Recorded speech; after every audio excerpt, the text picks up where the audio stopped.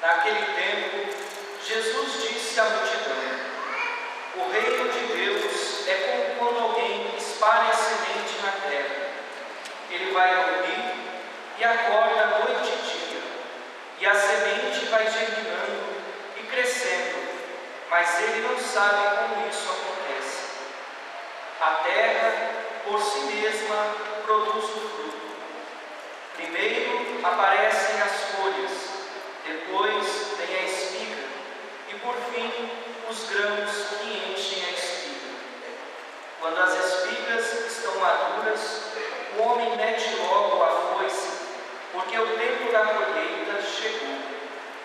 E Jesus continuou: com que mais poderemos comparar o reino de Deus? Que parábola usaremos para representá-lo? O reino de Deus é como um grão de mostarda, que ao ser semeado